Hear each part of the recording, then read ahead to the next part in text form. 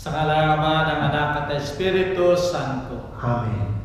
Ipinagdiriwang natin ngayon ang ikalawang linggo ng muling pagkabuhay ng ating Panginoon at ganoon din ipinagdiriwang natin ang kapistahan ng Divine Mercy. At dito ipapatunayan sa atin ang awa at patawad ng ating Panginoon na siyang nag-uugnay sa atin sa Kanya. Sumayin niyo ang Panginoon. At sumayin rin. Ang pagbasa sa Banal na Ebanghelyo ayon kay Juan. Luwalhati sa iyo, Panginoon. Noong linggo ng gabi, samantalang nakapinid ang mga pintuan sa kinaroroonan ng mga alagad dahil sa takot sa mga Hudyo, si Jesus ay dumating, napagitna sa kanila at nagsabi, "Sumainyo ang kapayapaan." Pagkasabi nito, pinakita sa kanila ang kanyang mga kamay at tagiliran. Nagalak ang mga alagad na makita nila ang Panginoon. Sinabi na naman sa kanila, "Sumainyo ang kapangyarihan. Kung paanong sinugo ako ng Ama, gayon din naman sinusugo ko kayo." Pagkatapos hiningahan sila na ang wika, "Tanggapin ninyo ang Espiritu Santo. Ang mga kasalanan na inyong patawarin ay pinatatawad, at ang mga kasalanan na inyong panatilihin ay mananatili." Si Tomas na isa sa 12 na tinaguri ang Didimo ay hindi nila kasama nung dumating si Jesus. Kaya sinabi sa kanya ng ibang mga alagad, "Nakita namin ang Panginoon."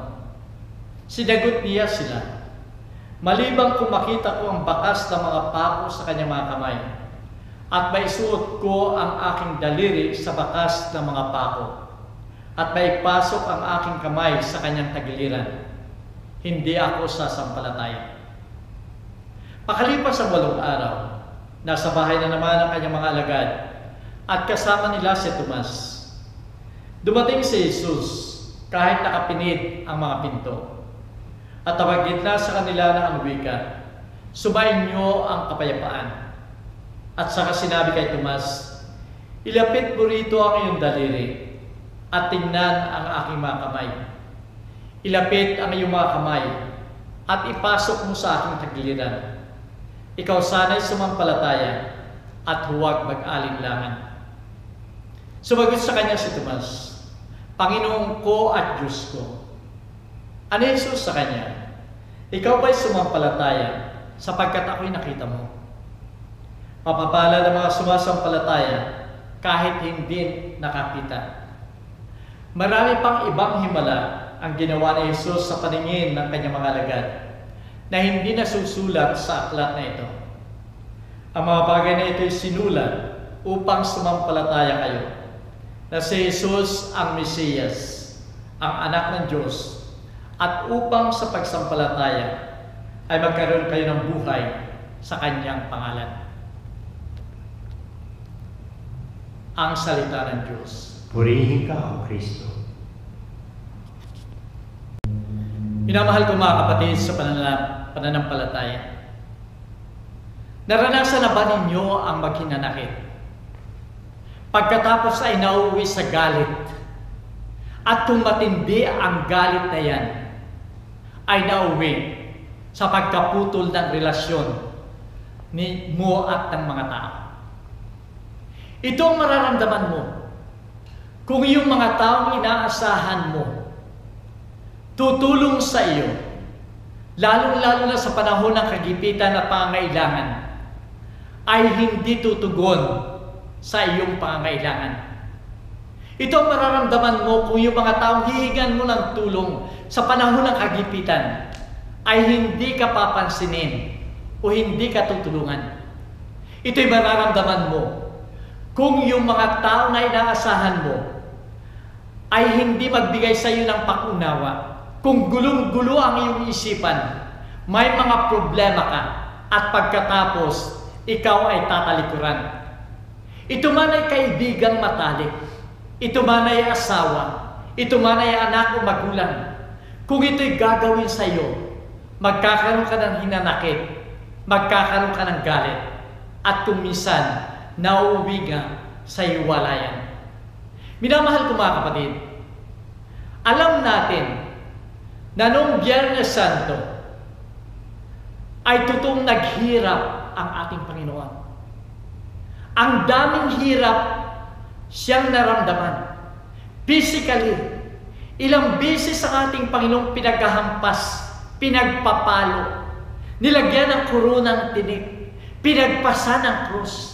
Ilang beses siyang nadapa sa bigat ng krus na yan. Pagkatapos ay pinako siya sa krus at nakabitin siya sa krus na yan. Anong sakit physically ang kanyang naramdaman? Tunay at napagkabigat na sakit ang kanyang natanggap sa mga kaaway. Subalit hindi lamang yun, minamahal ko mga kapatid. Ang higit pang nagpahirap sa kanya ay yung emotional at moral na sakit na kanyang nadama. Ito yung mga taong inaasahan niya na tutulong, ipagtatanggol siya. Subalit dahil saan sila? Nawala silang lahat. Si Judas na isa sa mga alagad ay ipinagbili siya, ipinagpalit siya sa pamagitan ng 30 pirasong pilak. Si Peter na nagsasabi ng huling hapunan na hindi niya papayagan na kunin ang ating Panginoon ng mga kaaway at pagkatapos ay parusahan. Sinasabi niya, ipaglalaban namin ikaw. Hindi namin pababayaan ang lahat ng ito. Kami ay mamamatay sa pagtatanggol sa iyo. Subalit 3 ulit na itinakwil, ipinagkaila ni Pedro ang ating Panginoon. Yung mga alagad, kasama niya 24/7 ng ilang taon. Na akala niya tapat sa kanya. Subalit nasa lahat sila. Silang lahat ay nag-alisan, tumakas, nagtaksil sa ating Panginoon. Sa lahat ng itong pangyayaring ito, minamahal ko mga kapatid, mayroong bang karapatan ang ating Panginoon na maghinanakit sa kanyang mga alagad? Mayroon siyang karapatan dahil sa sakit na kanyang nadama. Mayroon siyang karapatang magalit.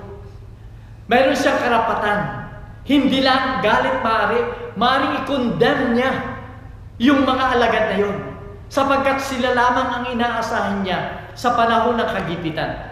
Subalit silang lahat ay nawala. Yung hirap na yun ng ating Panginoon ay naunawaan ng kanyang mga alagad. Alam na mga alagad na may karapatan ng ating Panginoon. Kaya yung sinasabing takot o takot sa mga Hudyo ay hindi lamang takot sa mga Hudyo, kundi sa takot sa ating Panginoon.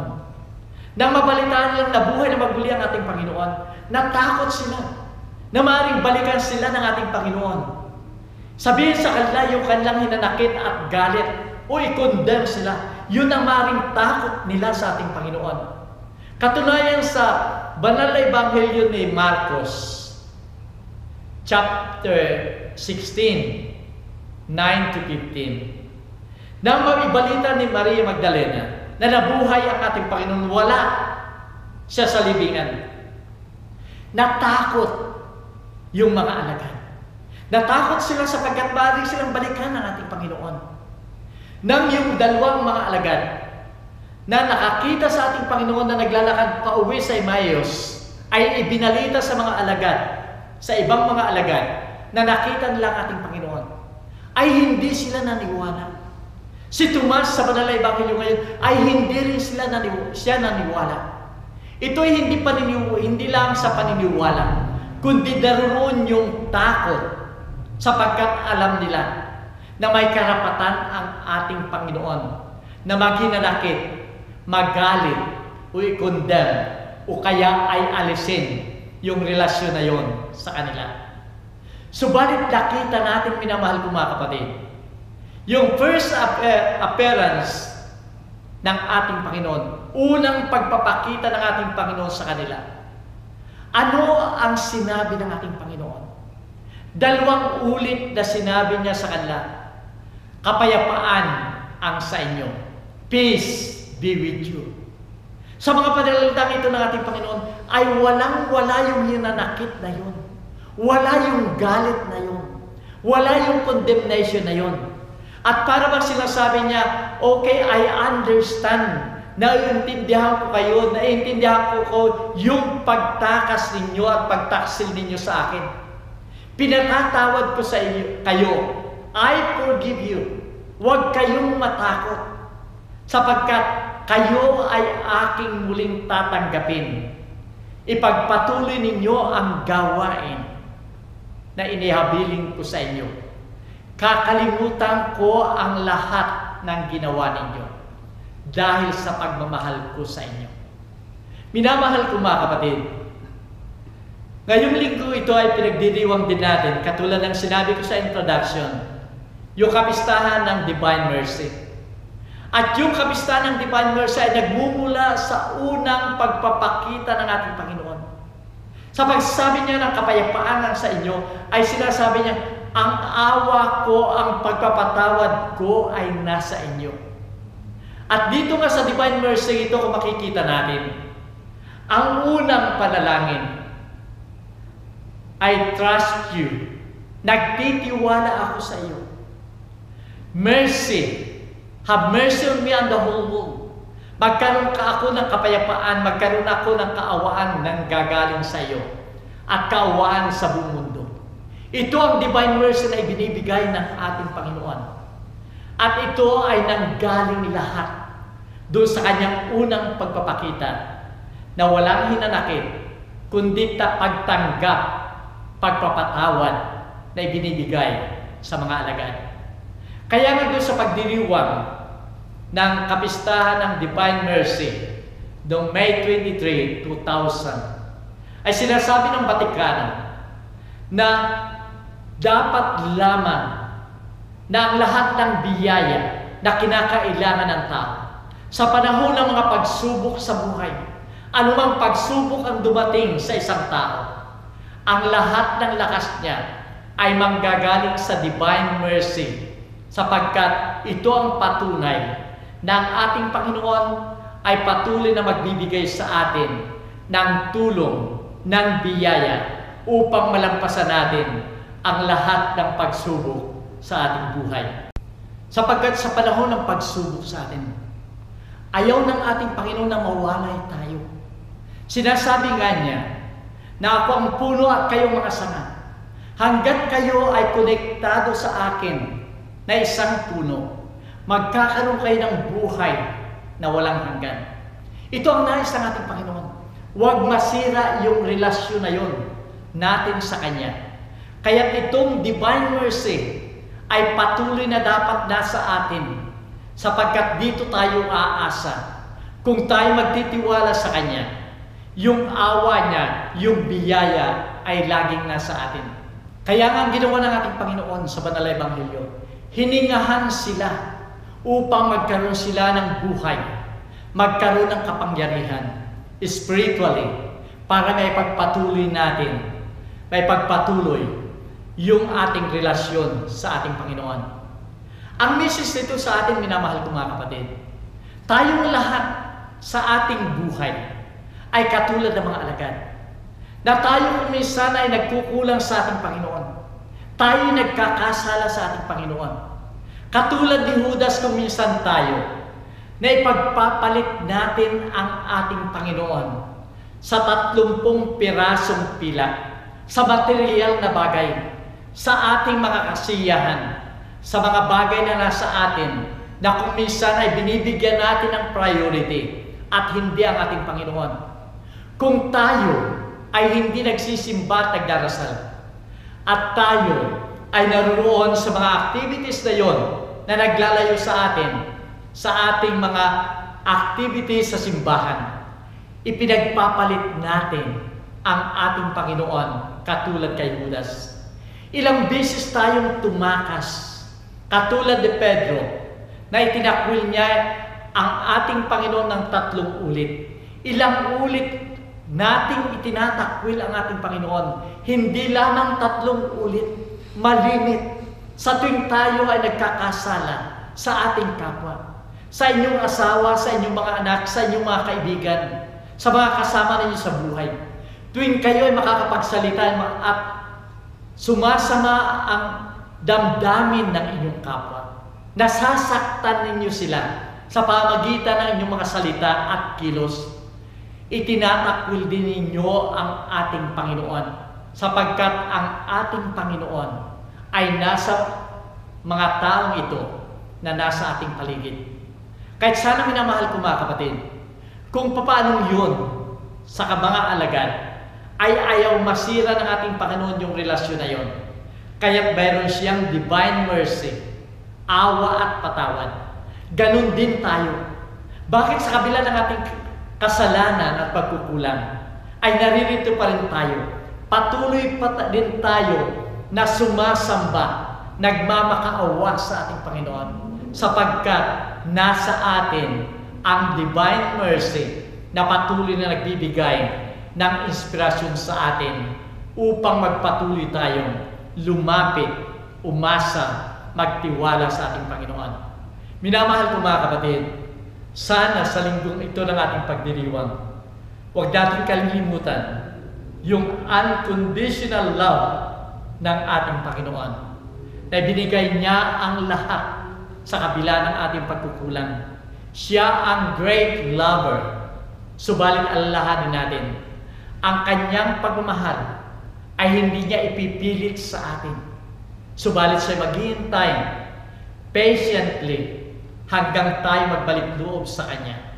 Sana kung paano ang ating Panginoon ay naging maawain at mapagpatawad sa atin, ganon din tayo sa ating kapwa. Alalahanin natin ang panalangin Ama namin. Patawarin mo kami sa aming mga kasalanan, katulad ng pagpapatawad namin sa nagkakasala sa amin. Minamahal ko mga kapatid, kung yung trato ng ating Panginoon sa Kanyang mga alagad at sa atin ay siya rin trato natin sa ating kapwa, magkakaroon ng magandang kapatiran, magkakaroon ng tunay na kaligayahan, magkakaroon ng tunay na kapayapaan sa daigdig na ito.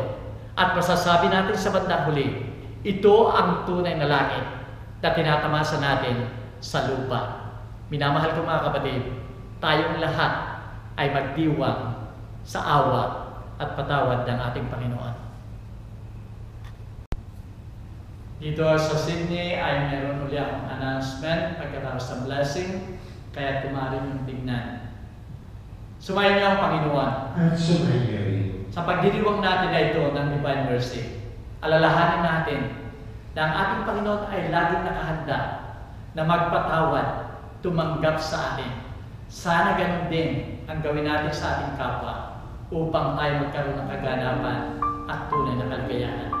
At naway pagpalain kayo ng makapangyarihang Diyos, Ama, Anak, at Espiritu Santo. Amen. Umayon tayo ng payaman. Salamat sa Diyos.